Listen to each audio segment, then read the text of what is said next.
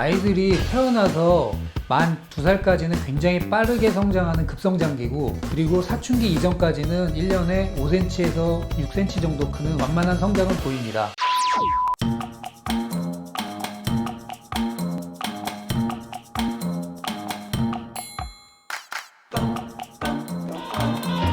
아이들이 태어나서 만 2살까지는 굉장히 빠르게 성장하는 급성장기고, 그리고 사춘기 이전까지는 1년에 5cm에서 6cm 정도 크는 완만한 성장을 보입니다. 그래서 1년에 한 5cm에서 6cm 정도 자라는 아이들은 정상적으로 크고 있는 것이고, 4cm 이하로 큰다 그러면 성장의 치료가 좀 필요한 시기라고 볼 수가 있습니다. 성장기 아이들의 발육을 방해하는 여러 가지 요인이 있겠지만, 잔병치레가 많은 아이들은 키가 잘 클 수가 없습니다. 성장에 쓰여야 될 에너지가 치유하는 데 에너지가 쓰여지기 때문에 성장에 방해가 돼서 장애 요인이 될 수밖에 없습니다. 따라서 면역력이 약한 아이들은 면역력을 키워주는 쪽으로 치료를 해주는 게 좋습니다. 성장에 영향을 주는 요인으로는 축농증과 비형 같은 질환이 있고, 또 비만이 있습니다. 비만은 특히 여자아이들 같은 경우 성조숙증을 유발을 해서 성장을 일찍 마치게 돼서 최종 키가 작아지는 결과를 초래하게 됩니다. 적절한 운동을 통해서 성장판을 잘 자극을 해줘야 키가 잘 크는데, 운동이 부족하면 성장이 방해가 받을 수가 있습니다. 또 인스턴트 음식을 많이 먹는 습관도 안 좋은데요, 아무래도 영양소의 불균형을 초래하기 때문에 좋지가 않습니다. 유전적인 요인도 당연히 들 수가 있습니다. 부모님이 키가 크다거나 부모님이 키가 작다거나 이런 부분도 성장과 관련이 있고요.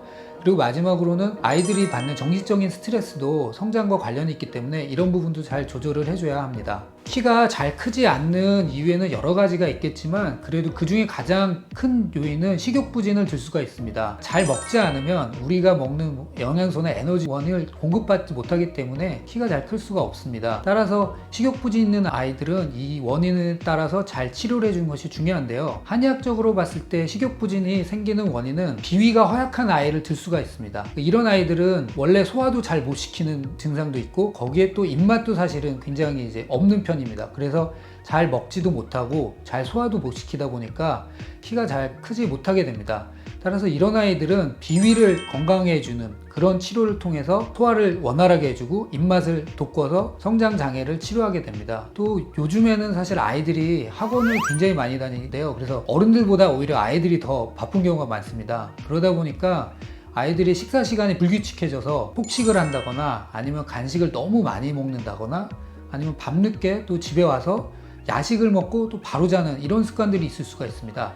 이런 습관이 있게 되면 우리 몸엔 식적이 쌓이게 되는데요, 이런 것 때문에 식욕부진이 생길 수가 있습니다. 따라서 이런 부분은 식적을 없애주는 쪽으로 치료를 해주면 성장장애를 치료하는 효과적인 방법이 됩니다. 이외에도 성장이 부진한 이유는 원래 너무 작게 태어났거나 아니면 너무 마르다거나, 이런 아이들은 타고난 기운이 부족한 아이들인데요, 이런 것을 한의학에서는 신장 기운이 부족하다고 얘기하는데, 신장 기운을 도와줌으로써 성장을 좀 돕는 그런 치료를 할 수가 있습니다. 그리고 수면 장애가 있는 경우에도 키가 잘 안 크게 되는데, 잘 아시겠지만 밤에 성장 호르몬이 가장 왕성하게 분비가 되기 때문에 아이들이 잠을 잘 자야 합니다. 그런데 아토피가 있다거나 축농증, 비염이 있는 아이들은 그 자체로 사실 숙면을 취하기가 힘든데, 이런 것 때문에 수면 장애가 생기면 성장에 장애를 초래하게 됩니다. 또 스트레스가 많은 아이들도 또 잠을 좀 못 자는 경우가 있는데, 이런 경우에도 스트레스를 잘 풀어주는 쪽으로 좀 치료를 해서 잠을 잘 자도록 만드는 게 성장에는 도움이 된다고 할 수 있습니다. 또 요새는 아이들이 스마트폰을 원체 많이 사용하다 보니까 자세가 많이 안 좋아지는 경우가 있는데요,